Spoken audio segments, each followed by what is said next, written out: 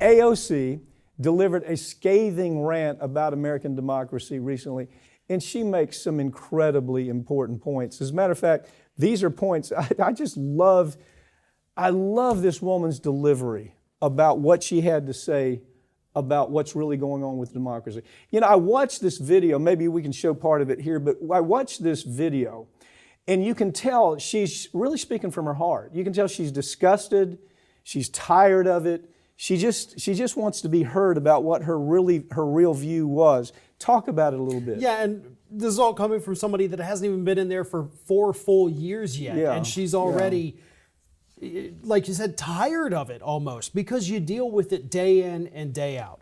So she talks about these issues, you know, the fact that we don't really have any kind of representative body in this country. Certainly not the presidency. That's the Electoral College. Popular vote doesn't matter. And sure, it was designed that way, but it's a bad design. The Senate, you've got as many senators, you know, I think there's like 46 of them from the same population that the state of California has, with 2 senators. Yeah. House of Representatives, she points out, this thing is gerrymandered beyond any recognition. There's plenty of names, by the way, in Congress of people we know, we talk about all the time, that wouldn't even be in Congress if it weren't for gerrymandering. Dan Crenshaw is one of them. Yeah. His district, it's shaped like a giant hook that scoops around all these Republican areas. He wouldn't exist without This is her quote. It's becoming increasingly difficult for people to defend the stance that we live in a real democracy. It's just not true. I mean, that is a powerful statement coming from a courageous woman who says, listen, I'm tired of it.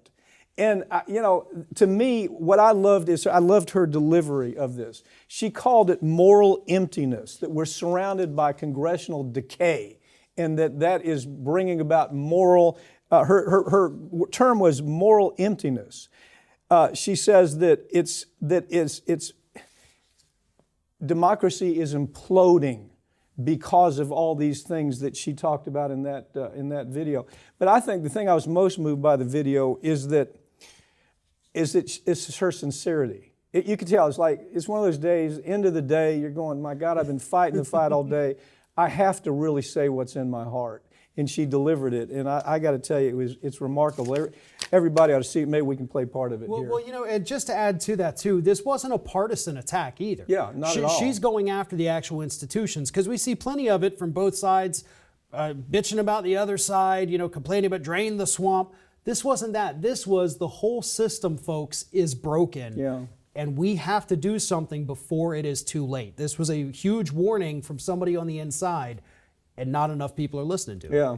Well, let's hope that she's reelected. Let's hope that she keeps speaking truth to power. That's what she was doing there. And it also cuts to the basic structure of our democracy, if you can call it that.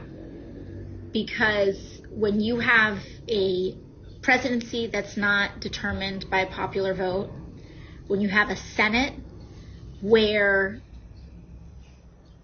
tens of millions of people more can vote for one candidate, one party, and still be in the minority, where even in the House of Representatives that's supposed to represent our population,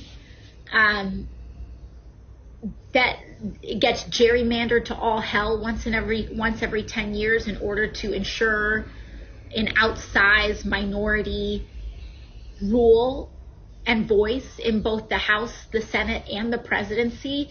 It is becoming increasingly difficult for people to defend the stance that we live in a democracy, in a true one. And what the real truth of the matter is